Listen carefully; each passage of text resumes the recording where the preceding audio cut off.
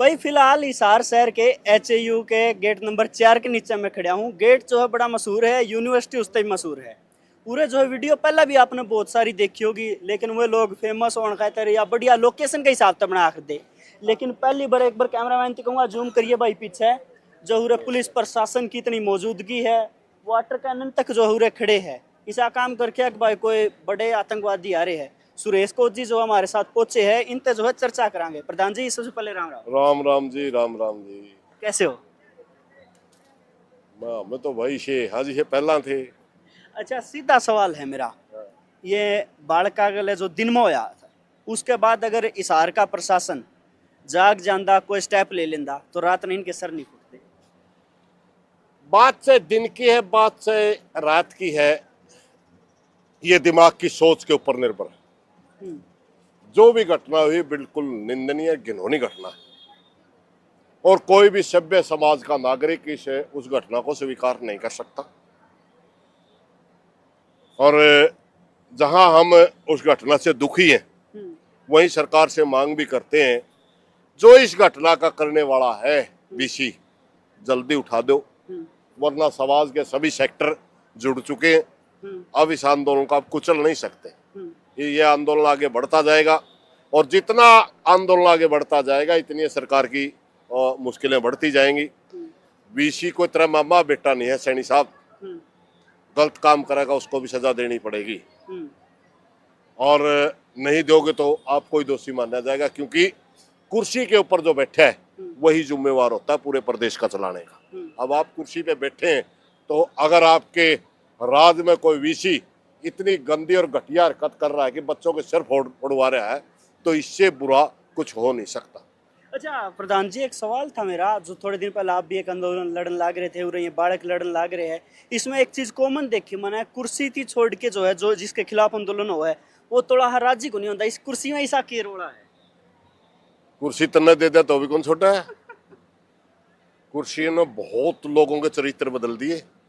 हमने इतने बड़े बड़े नेता देखे हैं राजनीतिक रूप से जिन्होंने जिंदगी खपा दी संघर्ष करते हुए, और कुर्सी मिल गई तो आंख बदलते देर नहीं लगी। वह कुर्सी में है कुछ जादू। हमारा तो समझ में यह है जिसने पैजे इस पर विश्वास नहीं करना चाहिए वो आदमी कुर्सी के चरित्र में डर जाता है। अब इस बात एक बात ना आप लाके देखो, यूनिवर्सिटी के पैसे से फंड मिल रहा था ना बच्चों को, इसका बाप की प्रॉपर्टी से दे रहा था कि इसकी जेब से दे रहा है, इसकी तनख्वाह से दे रहा है, मगर इसकी कुर्सी की गर्मी के देखो। अगर बच्चों ने विरोध कर दिया तो शांति प्रिय तरीके से बात करो इनसे। अगर सरकार का दबाव तो सरकार के पास मैसेज भेजो कि बच्चे स्वीकार नहीं कर रहे। लाठियां मरवाना कौन सा काम है, ये कुर्सी का ही घमंड है। ये बाड़कूरा माइक पर कहने लग रहे थे अगर बजट कम था बोला तो ये खुद बोला 4 लाख की सैलरी ले 2 लाख क्यों नहीं करी? ये सिर्फ सैलरी की बात नहीं, इस वीसी के ऊपर लगभग 10-15 लाख रुपए महीना का खर्च है। अच्छा किसी भी वीसी के ऊपर होता है, उसके अपने ऑफिस हैं, उनके कितने कर्मचारी हैं भाई, तो 10-15 लाख रुपए तरफ खर्च करे तो उसमें तो कटौती कर ले। और प्रोफेसर में लग्जरी लाइफ जीवन लगे उनमें तो कर ले कटौती।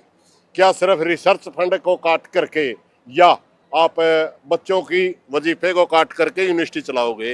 या सरकार से डिमांड करो कितने पैसे में यूनिवर्सिटी नहीं चलता ठीक चल रही तो आप और फंड दो, और अगर सरकार फंड नहीं देती तो जनता में अनाउंस करके दिखा, हिम्मत दिखा मैं कहां से यूनिवर्सिटी चलाऊं, सरकार पैसा नहीं दे रही, आप बोल के दिखाओ ना, फिर तो पता चले।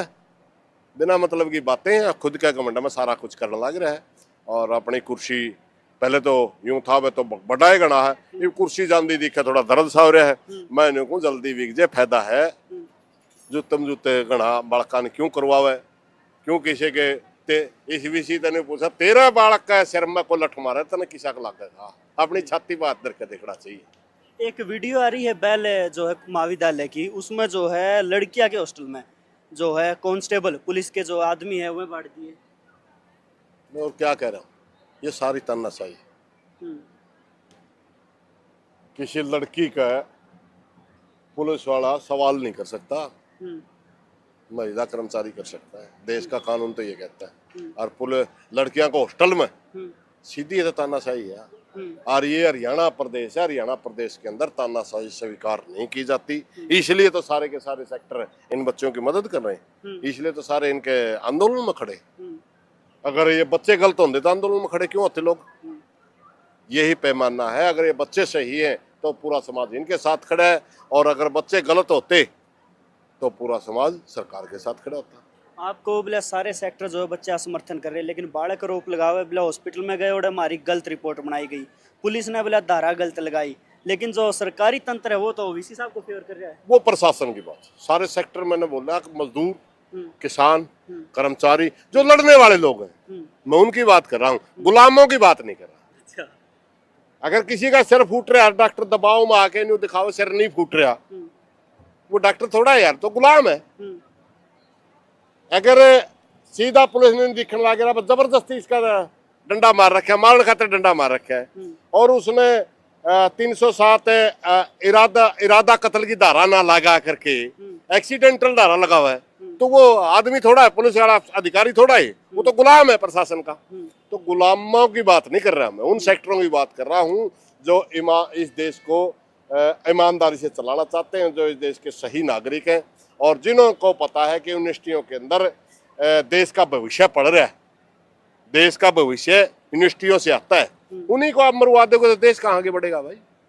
चलो प्रधान जी, एक आखिरी सवाल मेरा है, जो ये लड़ाई आपकी जायज लड़न लाग रहे हैं, नहीं इतने बड़े बड़े बुद्धिजीवी लोग जो इनके समर्थन में नहीं आ रहे, लेकिन उसके बावजूद कदे उरे धारा लगा दी जावे, कदे फोर्स कराया जावे, पेपर दिया जावे, मतलब कुचलन की जो कोशिश करी जाने लग रही आंदोलन थी, उसके बारे में क्या कहना चाहोगे? आंदोलन के पड़ाव होते हैं भाई। सबसे पहला आंदोलन का पड़ाव है अगर फूट डालने का, उसमें शायद ये कामयाब नहीं हो होंगे। दूसरा पड़ाव है डराने का, अगर ये डराने बालक नहीं डरे, डराने में कामयाबी नहीं हुई। तीसरा पड़ाव भी आओगा, किसी नेता को लालच दे दिया जाएगा, छात्र नेता को, अगर वो भी नहीं हुआ तो चौथा पड़ाव में बच्चे आंदोलन जीत जाएंगे। मतलब साम दाम दंड भेद सब कुछ हर चीज अपनाई जाती है, अकेले इनके साथ नहीं है, कोई भी आंदोलन करके देख लो, सबके साथ होती है। चलो प्रधान जी, बहुत बहुत धन्यवाद जी, धन्यवाद। तो भाई लास्ट में जो है तस्वीराती आप प्रति छोड़ के जान लग रहा हूँ, गुरु नहीं गुंडे हो तुम, अगर विद्यार्थियों ने यह बात लिखी है तो कोई तो इनकी मजबूरी रही होगी। आप किसके बारे में कह रहा है खुल के